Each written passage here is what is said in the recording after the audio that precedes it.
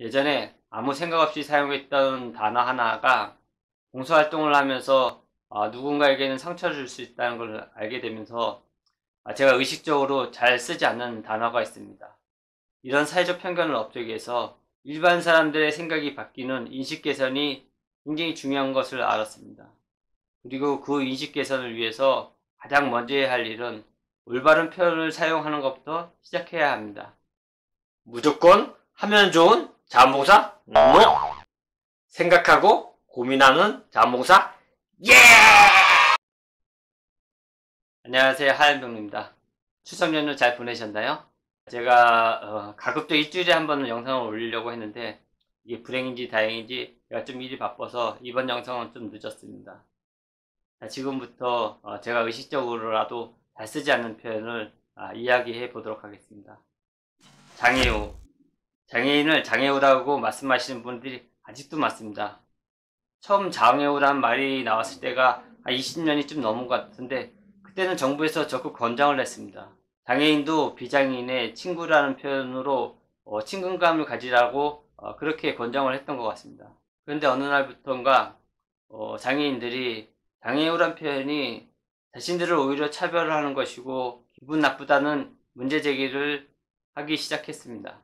그런데 그때 너무 홍보가 잘 돼서 아직도 이 장애우란 표현이 장애인을 존중하는 표현으로 알고 자주 사용하시는 분들이 많습니다. 장애우란 표현은 비장애인이 장애인을 내가 너 친구해줄게 이런 식으로 일반적으로 포용하는 비장애인 중심적 표현입니다. 사람은 처음 본 사람을 무조건 친구라고 얘기하진 않죠. 그리고 어떤 대상을 지칭하는 표현은 누구한테도 통용이 돼야 되는데 만약에 우리 아버지가 장애인이면 누구한테 소개할 때 우리 아버지는 장애우입니다 이렇게 표현하는 게 굉장히 어색하죠. 그냥 장애를 가진 사람은 장애인이라 하고 장애를 가지지 않는 사람은 비장애인이라고 하면 됩니다.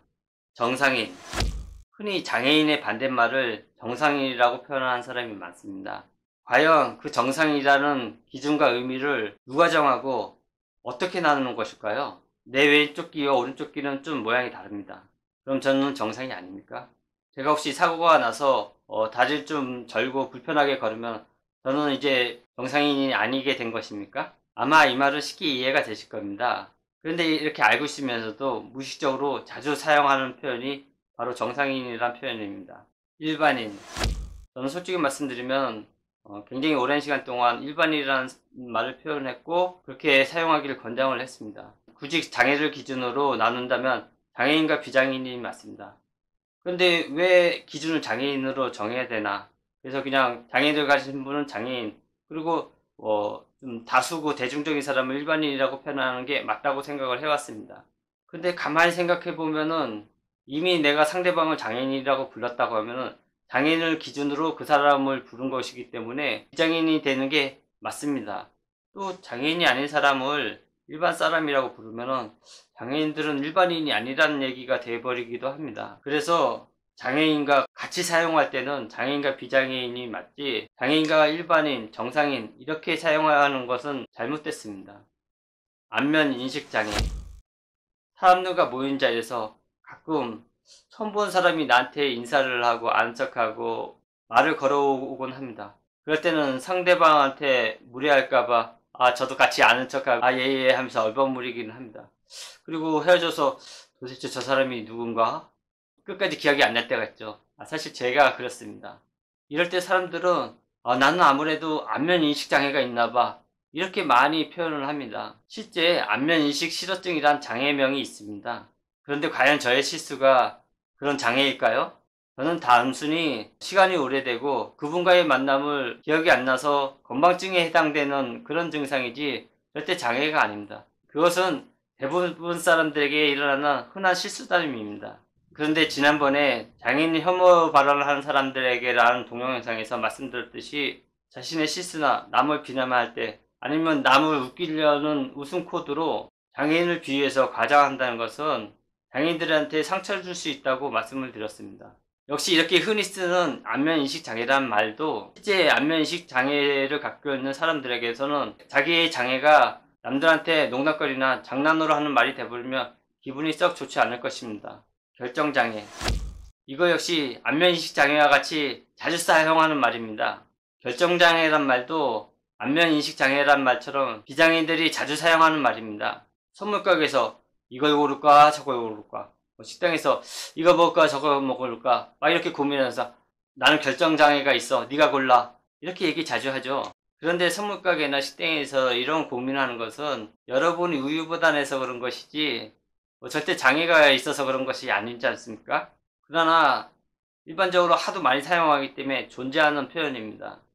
고아, 고아원. 예전에 드라마에 고아원에서 자란 주인공이나 고아원과 관련된 내용이 얼마나 많은지 혀를 찬 적이 있습니다. 사실 요즘도 별다르지 않습니다. 도대체 우리나라에서는 보육원이나 고아원 소재가 없으면 드라마가 안 되는 것입니까? 이렇게 고아란 표현이 어렵게 살고 불쌍하고 버려지고 이런 이미지를 갖게 만드는 1등 공신이 바로 드라마입니다. 수십 년 전서부터 한국 어디에도 보육원을 고아원이라고 명명하는 곳은 없습니다. 이제 보육원이란 말도 점점 표현을 줄여서 무슨 원 이렇게 다른 표현을 합니다. 그리고 그곳에 사는 아이를 고아라고 부르지도 않습니다. 물론 국어사전에는 부모가 없는 아이를 고아라고 표현한다고 나와 있습니다. 우리나라 대부분의 보육원에 있는 아이들은 부모와 친인척이 있습니다. 이렇게 부정적으로 사용되는 고아란 표현 때문에 실제 시설에 사는 아이들은 굉장히 이 고아란 표현을 극단적으로 싫어합니다. 일반적인 사람들이 보육원이 어떤 곳인지 알 수 있는 곳은 그런 드라마나 뉴스나 또 안 좋은 사건이 일어났을 때 언론을 통해서 쓰는 고아라는 표현입니다. 그래서 제가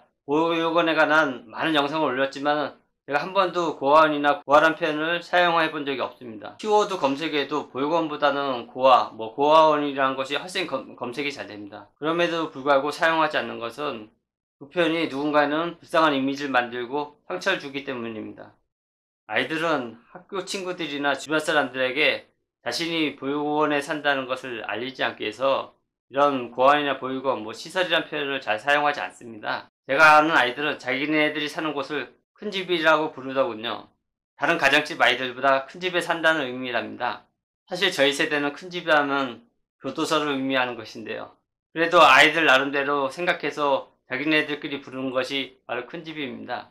그래서 이 아들과 얘기할 때는 고아원이나 보육원이라 얘기하지 않고 큰 집이라고 표현을 합니다.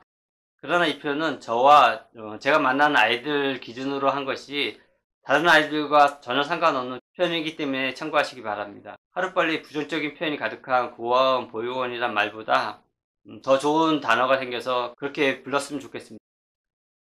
봉사와 활동. 한때 자원봉사란 말을 그렇게 싫어했습니다.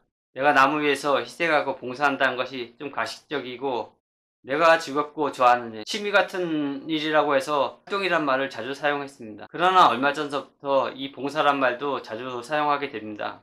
제가 취미처럼 활동하는 이 의미를 남들에게 일일이 설명하는 것도 피곤하고 많은 사람들이 일반적으로 봉사란 표현을 쓰면 쉽게 이해하고 와닿기 때문에 굳이 고집하지 않기 위해서입니다. 표현은 봉사라고 표현하지만은 제 마음은 내 인생의 활동이라 생각하면 되니까요. 베품과 배려. 봉사는 남에게 대가를 바라지 말고 베풀어야 한다. 비장애인은 장애인을 배려해야 된다. 이런 말을 흔히 사용합니다. 그런데 어느 날 이 베푼다와 배려란 말 자체에 이미 수직관계를 염두에 두고 높은 사람이 낮은 사람에게 쓰는 표현이라고 분개하는 사람을 보았습니다. 저는 아차 싶었습니다. 가만히 생각해보니 베푼다, 배려한다 이 말은 내가 상대방보다 많이 가지고 있고 양보한다는 의미가 담겨져 있습니다. 흔히 쓰는 베푼다와 배려란 말이 차별적인 말이란 말에 충격을 받았습니다. 그리고 며칠 동안 생각해보니 그 베푼다는 말에는 좀 차별적이고 일방적이라는 표현이 맞는 것 같습니다. 그러나 남을 배려한다는 말을 제가 그렇게 차별을 염두에 두고 써왔던가 생각을 해봤습니다.